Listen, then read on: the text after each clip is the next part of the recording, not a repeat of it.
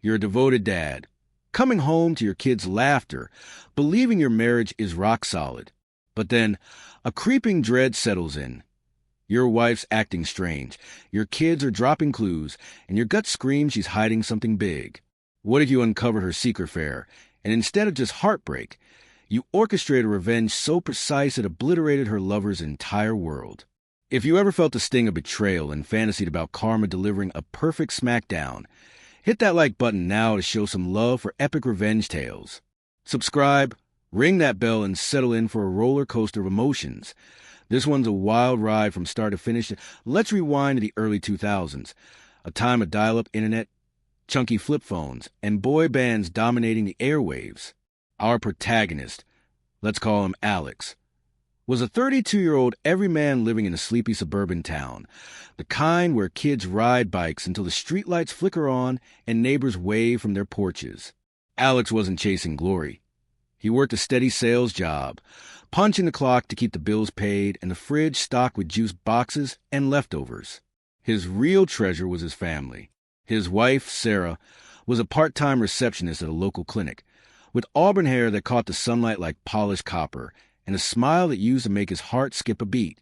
They had 2 kids, 4-year-old Emma, a whirlwind of giggles with pigtails that bounced like springs, and 6-year-old Jake, a quiet dreamer who could build Lego castles that rivaled real ones.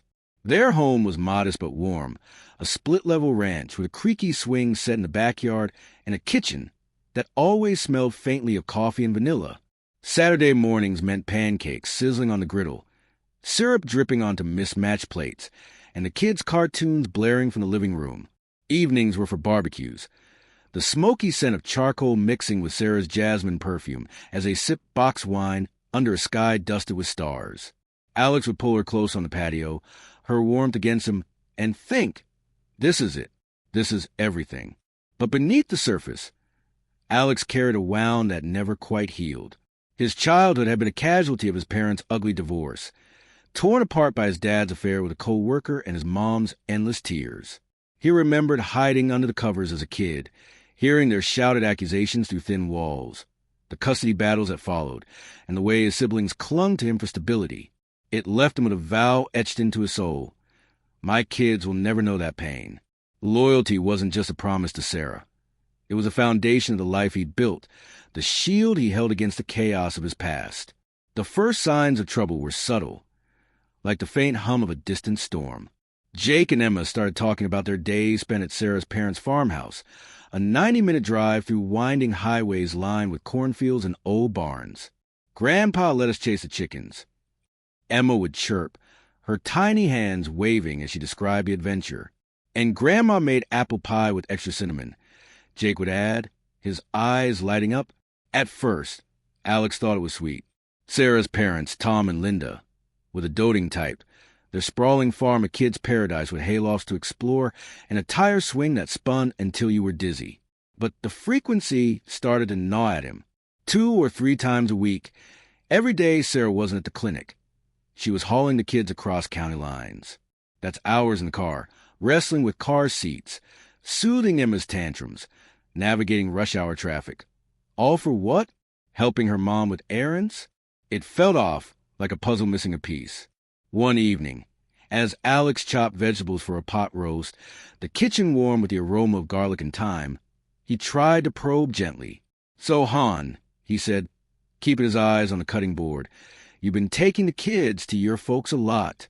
That's a heck of a drive for so often.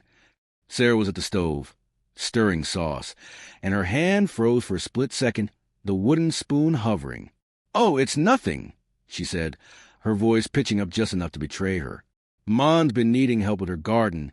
You know, those roses she's obsessed with. She flashed a smile, but it was tight, her eyes darting to the floor as she busied herself with the pot. Alex's stomach nodded.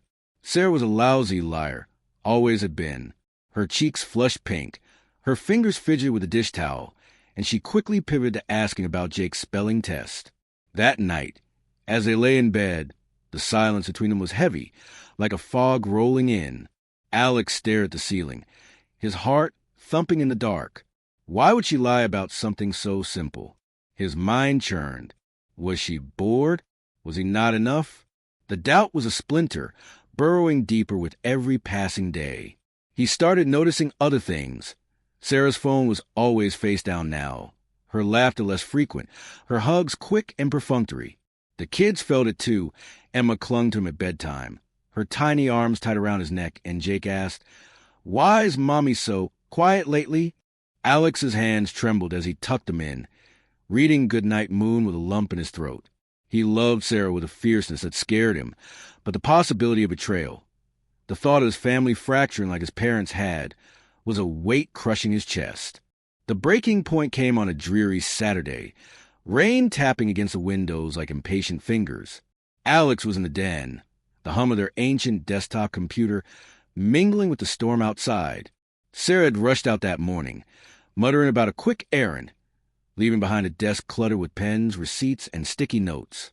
One stood out, a yellow square with her AOL password scribbled in her loopy handwriting. Sunflower 123. His pulse spiked, a mix of guilt and desperation surging through him. This is wrong, he thought, his fingers hovering over the keyboard, the monitor's glow casting shadows across his face. But the need to know was overwhelming, a tidal wave drowning his conscience. He typed the password, the modem screeching its agonizing dial-up tune, and logged into her email. The inbox loaded slowly, each second stretching into eternity. He scrolled through mundane messages, work schedules, spam, a coupon for a local diner, until he found a thread with Lisa, Sarah's college best friend. It started innocently. Gossip about a mutual friend's wedding, complaints about long shifts at the clinic. But then, buried in the chain, was a message that stopped his heart. "Lisa, you won't believe who I ran into at the coffee shop last month," Sarah wrote. "Bob, my high school ex-god, he's still so gorgeous. We've been meeting up a couple times a week. Things got heated fast." Lisa's reply was like a cheerleader's. "Girl, spill the tea. How's it compare to Alex?" Sarah's response was a dagger. "So much better. Alex is sweet, but predictable, you know. Bob's got that spark. And his wife, she's a total mess now. Let herself go after those kids." They laughed about it, Sarah's words dripping with a cruelty Alex didn't recognize. She mocked Bob's wife's weight, her tone gleeful, as it betrayed her family was a game. Alex's vision blurred, tears burning his eyes as he read on, each email a fresh wound. His hands shook as he clicked print, the inkjet printer grinding out page after page, each one a testament to her deception. He stashed the papers in his sock drawer, hidden under folded clothes, their weight heavier than the paper itself. The betrayal wasn't just an affair. It was a calculated dismantling of their life. Sarah was using their kids as a cover, dropping them at her parents like luggage, so she could sneak off with Bob. The disrespect, the lies, the casual cruelty. It was a violation of everything Alex held sacred. He paced the house that night, the floorboards creaking under his heavy steps, his fists clenched so tight his nails bit into his palms. How could she do this? His mind roared. To me, to Emma, to Jake? The pain was visceral, a searing in his chest, a tightness in his throat like he was choking. Memories of his parents' divorce flooded back. His mom sobbed behind closed doors, his dad smug denials, the way it left Alex and his siblings adrift in a sea of uncertainty. He'd sworn to protect his kids from that chaos, but here it was, slithering into his home like a thief. He couldn't confront her yet. He needed evidence, something solid to anchor his pain. Over beers with college buddy Mike, now a cop, Alex poured out his suspicions, his voice raw and low over the bar jukebox hum. "You need a PI," Mike said, scribbling a number on a napkin. "Ron's the guy. Ex-cop, sharp as hell. He'll get you answers." Alex hesitated. Hiring a private investigator felt like stepping into a gritty noir film. But the next morning, he dialed Ron's number, his voice steady despite the tremor in his hands. Ron was a grizzled vet in his 50s, with a gravelly voice and a cigar perpetually clamped between his teeth. "Give me the emails, her routine, and a retainer," he grunted, leaning back in a creaky office chair that smelled faintly of smoke. "I'll handle the rest." Alex handed over the printed emails and a check, his heart a tangled mess of dread and determination. Ron was worth every cent. For 2 weeks, he tailed Sarah with the precision of a predator, blending into the background of her daily life. His report arrived in a plain manila envelope, thick with pages and photos, delivered to Alex's office to avoid Sarah's prying eyes. Alex locked himself in the bathroom to read it, the kids' laughter drifting from the living room where they played with blocks. The report was clinical, devastating. Sarah dropped Emma and Jake at her parents' at 9 a.m. sharp, kissing goodbye with a smile before driving to a rundown diner on the edge of town, its faded sign advertising all-day breakfast. There, she met Bob, a slick 38-year-old with gelled hair, a tailored blazer, and a smirk that screamed entitlement. They'd linger over greasy burgers and coffee, their laughter too intimate, hands brushing under the table, her foot nudging his shin. Then they'd drive to a seedy motel a mile away. Its peeling paint and flickering neon vacancy sign a stark contrast to their stolen moments. Photos captured it all. Sarah's coy smile as Bob kissed her in the parking lot, his arm slung possessively around her waist, her fingers trailing along his chest. They'd emerge hours later, her hair tousled, his shirt untucked, before she'd drive back to her parents, pick up the kids, and return home to play the devoted wife and mother. Alex's stomach churned as he flipped through the photos, his fingers gripping the edges so hard they crinkled. The betrayal was vivid, a movie playing out in grainy snapshots. She's been living a double life, he thought, his breath ragged, his heart pounding like a war drum. While I'm working, planning our future, she's laughing with him, mocking me. The pain gave way to a cold, focused rage. He wouldn't let this destroy him or his kids. He called his lawyer, Karen, a sharp family law expert with a no-nonsense demeanor and a knack for cutting through emotional fog. "We'll focus on custody and assets," she said, her pen scratching notes in her downtown office, the city skyline gray through the window. "Infidelity won't sway the judge much in a no-fault state, but we'll make sure you're protected." Alex nodded, his jaw tight, his mind already racing beyond the divorce.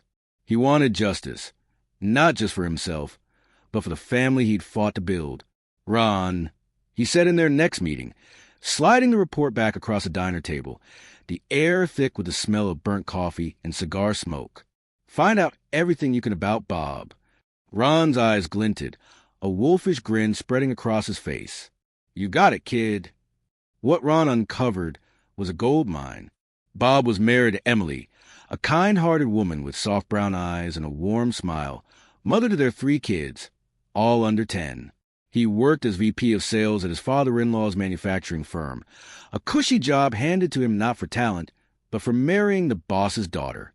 Their house, a sprawling colonial with a manicured lawn and a pool, was owned outright by Emily's parents, a gift to secure their daughter's future.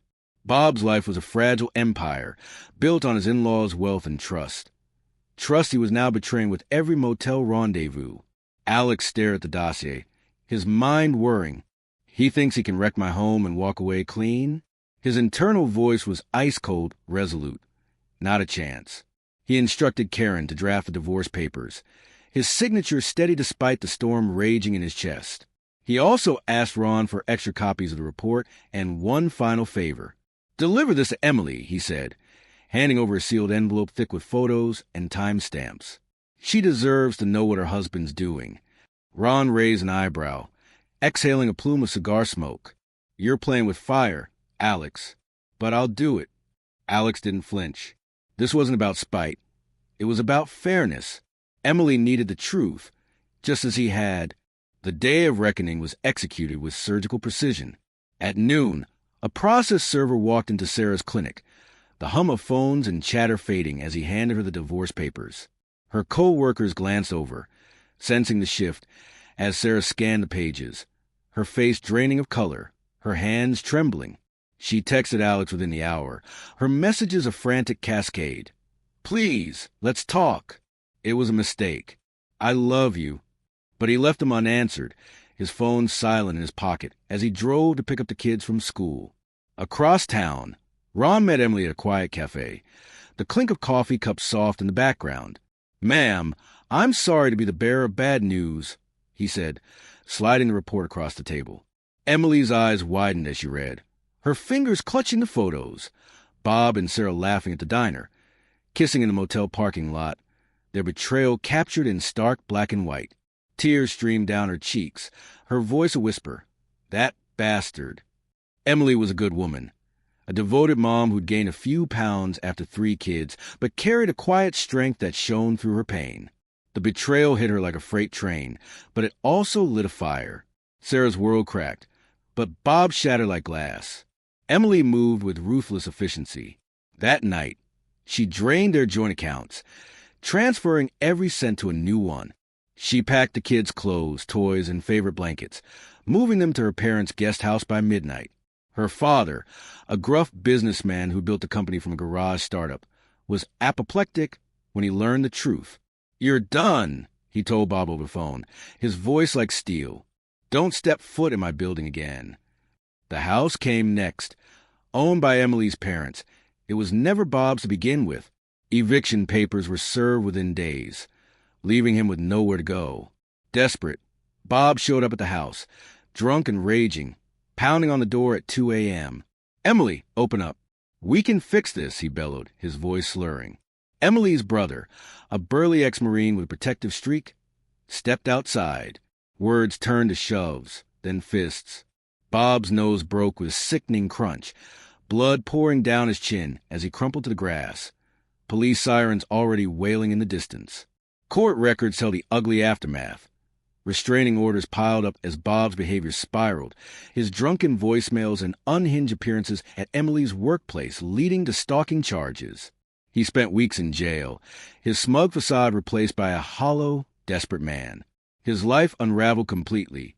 No job, no home, no family to anchor him. Emily, meanwhile, rebuilt with grace. She joined her dad's company, her quiet competence earning her a leadership role. When he retired, she took the reins, turning the business into a powerhouse while raising her kids with love and stability. Bob vanished from the grid. No LinkedIn profile, no social media, just whispers that he fled the state, scraping by in obscurity. Alex's divorce was quieter, but no less final. Sarah begged for forgiveness, her tearful calls flooding his voicemail. It was a moment of weakness. "Alex, please." But he was done, his heart closed to her. They split assets evenly, agreed on joint custody for Emma and Jake. He poured himself into being their rock, shielding them from the drama with bedtime stories and weekend adventures to the park. Now, with the kids grown, he doesn't speak to Sarah unless it's about them. He doesn't hate her. She's their mother, vital to their lives. But to him, she's a ghost from a past he's left behind. This story is a raw reminder that betrayal cuts deep, but sometimes the truth is the sharpest weapon of all. Alex didn't scream or fight. He let the truth do the work, and karma delivered a knockout. If this tale of lies, love, and epic payback had you on the edge of your seat, smash that like button and drop a comment. What's the most satisfying revenge you've ever seen or lived? I read everyone, so let's hear it. Subscribe for more Reddit stories that hit you right in the soul, and I'll catch you in the next one.